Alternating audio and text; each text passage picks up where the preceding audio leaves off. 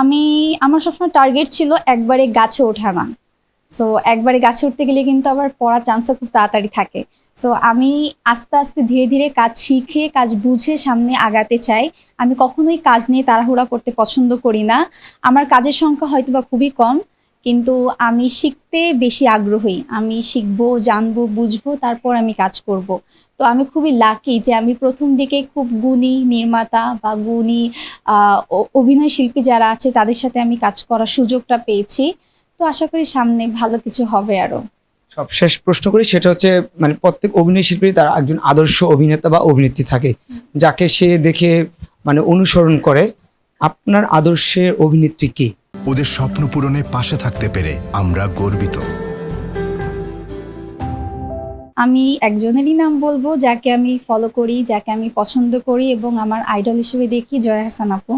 So আপুর acting তো মানে আপুর অ্যাক্টিং নিয়ে কথা বলা সেই যোগ্যতা আমার এখনো হয়নি। সো আপুকে দেখে দেখে আমরা সবাই শিখছি, সামনের দিকে যাব। এই তো। প্রথম অবস্থায় মানে আরশ খানের মতো জনপ্রিয় অভিনেতার বিপরীতে কাজ করছেন, তো তার সাথে কাজ করার মানে নার্ভাস ছিলেন বা ভাইকে দেখে মানে হয় না ডায়লগ ভুলে গিয়েছেন? হুম হুম। এক দুইবার হয়েছে, এটা মিথ্যা কথা বলবো না। বাট সবকিছু মিলে খুবই ভালো ছিল, খুবই নাইস ছিল। আর বুঝে বললাম ভাইয়া খুব হেল্পফুল। সো ভাইয়া অনেকবার আমাকে হেল্প করছে যে যদি এটা এইভাবে না এটা এইভাবে বলো। সো এই তো সবকিছু মিলে খুবই ভালো, খুবই নাইস।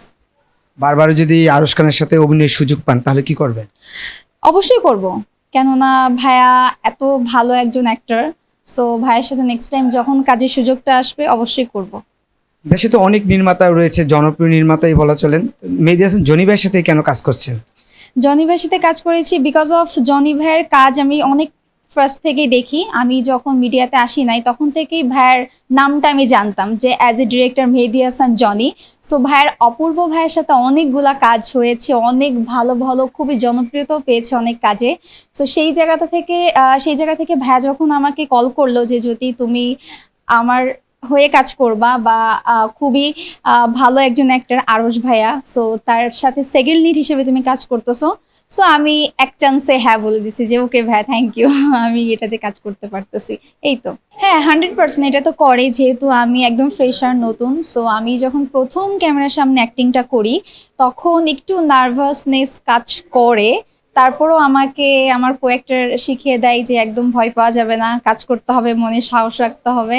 সো এই জিনিসটা মাথায় রেখে প্রথমে একটু কাজে নার্ভাস ছিলাম, বাট না, এখন আর নার্ভাসনেসটা কাজ করে না। এখন মাথায় রাখতে হবে, ভালো কাজ করতে হবে, সামনে এগিয়ে যেতে হবে। সো ভয় পেলে চলবে না। আর এখানে সবাই তো আমার ফ্রেন্ড, সবাই আমার বন্ধু, সবাই আমার ফ্যামিলির মতো। সো এটা তো আমার সেকেন্ড ফ্যামিলি, যেহেতু এটা আমার কাজ, এটা আমার ওয়ার্ক। সো এই তো। এই কেমন আমাকে যখন আমার ডিরেক্টর আমাকে কল দিয়ে বলল, সো আরশ ভাইয়ের সাথে একটা কাজ আছে, তুমি সেকেন্ড লিডে কাজ করতেছো। তো আমি ফার্স্টে স্ক্রিপ্টটা পড়ে আমার মনে হয়েছে যে না, আমার ক্যারেক্টার গুরুত্বটা অবশ্যই আছে।